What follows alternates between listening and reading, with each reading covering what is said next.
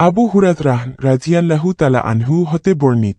লোকেরা প্রশ্ন করল, হে আল্লাহর রাসূল, কিয়ামতের দিন আমরা কি আমাদের প্রভুকে দেখতে পাব? অতঃপর আবু হুরায়রা রাদিয়াল্লাহু তাআলা আনহু হাদিসের অবশিষ্ট অংশ থেকে আবু সাঈদ আল খুদরি রাদিয়াল্লাহু তাআলা আনহু এর বর্ণিত হাদিসের অর্থানুরূপ বর্ণনা করেছেন। তবে আবু হুরায়রা রাদিয়াল্লাহু তাআলা আনহু আল্লাহ তাআলা পায়ের নালা উন্মুক্ত করবেন তিনি এ কথাটি উল্লেখ করেননি। আর তিনি রাসূল সাল্লাল্লাহু আলাইহি ওয়াসাল্লাম বলেছেন, জাহান্নামের উপর পুল সিরাত স্থাপন করা হবে। সে সময় রাসূলদের মধ্যে আমি এবং আমার উম্মতি সর্বপ্রথম তা অতিক্রম করব।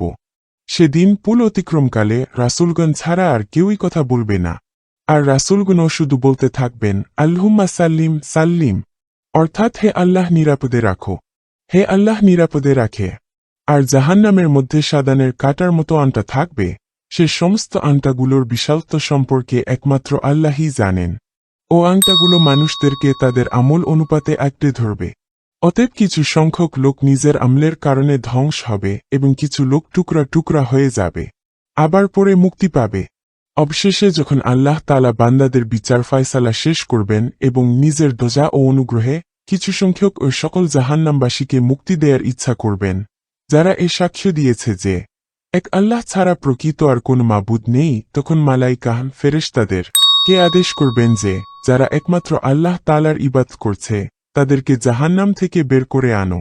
তখন তারা এই সকল লোক যাদের কপালে সিজদার চিহ্ন রয়েছে তা দেখে শনাক্ত করবেন এবং তাদের জাহান্নাম থেকে বের করে আনবেন। আর আল্লাহ তাআলা সিজদার চিহ্নসমূহ পুড়িয়ে দগ্ধ করা আগুনের জন্য হারাম করে দিয়েছেন। ফলে জাহান্নামে নিক্ষিপ্ত প্রতিটি আদম সন্তানের সিজদার স্থানটি ছাড়া তার সারা দেহ অগ্নিদগ্ধ অবস্থায় জাহান্নাম থেকে বের করা হবে যে তারা একেবারে কালো কয়লা হয়ে গেছে। তখন তাদের ওপর সঞ্জীবনী পানি ঢেলে দেয়া হবে। এর ফলে তারা এমনভাবে তরতাজা ও সজীব হয়ে উঠবে যেমন কোন বীজ প্রবহমান পানির ধারে উদ্যাত হয়। সে সময়ে জাহান্নামবাসীদের মধ্যে থেকে সর্বশেষে জান্নাতে প্রবেশকারী এক লোক জান্নাত ও জাহান্নামের মধ্যবর্তী স্থানে থেকে যাবে, যার মুখ হবে জাহান্নামের দিকে। সে বলবে, হে আমার প্রভু, জাহান্নামের দিক হতে আমার মুখখানা ফিরিয়ে দিন, কেননা জাহান্নামের গরম বাতাস আমাকে অত্যধিক কষ্ট দিচ্ছে এবং অগ্নিশিখা আমাকে জ্বালিয়ে দিচ্ছে। তখন আল্লাহ তাআলা বলবেন, তবে কি যা তুমি চাচ্ছ? যদি তোমাকে আমি দান করি তাহলে আরো অন্য কিছু তো চাইতে পারো। তখন সে বলবে, না, তোমার সম্মানের শপথ করে বলছি, আমি আর কিছুই চাইব না।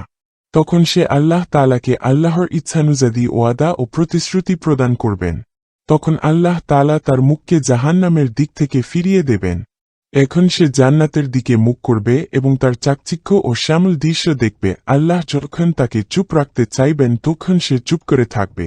অতঃপর বলবে, হে আমার প্রভু, আমাকে জান্নাতের দরজা পর্যন্ত এগিয়ে দিন। একথা শুনে মহামহিমা বারাকাতামত আল্লাহ বলবেন, তুমি কি ওয়াদা ও প্রতিশ্রুতি দাওনি যে তুমি একবার যা চেয়েছ তা ছাড়া কখনো আর কিছুই চাইবে না? তখন সে বলবে, হে আমার প্রভু, তুমি আমাকে তোমার সৃষ্টিকুলের মধ্যে সর্বাধিক হতভাগা বানিও না। তখন আল্লাহ তাআলা বলবেন, আচ্ছা, তোমাকে যদি এ সকল কিছু দেয়া হয় তাহলে আবার অন্য আর কিছু চাবে না তো? সে বলবে, না, তোমার সম্মানের শপথ, এটা ছাড়া আমি আর কিছুই চাইব না। তারপর সে আল্লাহ তাআলাকে এই মর্মে ওয়াদা ও প্রতিশ্রুতি প্রদান করবে যা আল্লাহ তাআলা ইচ্ছা করবেন। তখন তাকে জান্নাতের দরজার কাছে এগিয়ে দেয়া হবে। যখন সে জান্নাতের দরজার কাছে পৌঁছাবে তখন তার মধ্যকার আরাম আজেশ ও আনন্দের প্রাচুর্য দেখতে পাবে এবং আল্লাহ তাআলা যতক্ষণ চুপ রাখতে চাবেন ততক্ষণ সে চুপ থাকবে। অতঃপর সে বলবে, হে আমার প্রভু, আমাকে জান্নাতে প্রবেশ করিয়ে দিন। তখন মহামহিমায় বারাকাতামত আল্লাহ বলবেন, আফসোস হে আদম সন্তান, তুমি কি মারাত্মক ওয়াদা ভঙ্গকারী!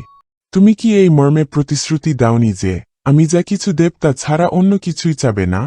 তখন সে বলবে, হে আমার প্রভু, আমাকে তোমার সৃষ্টির মাঝে সকলের চেয়ে দুর্ভাগা করো না।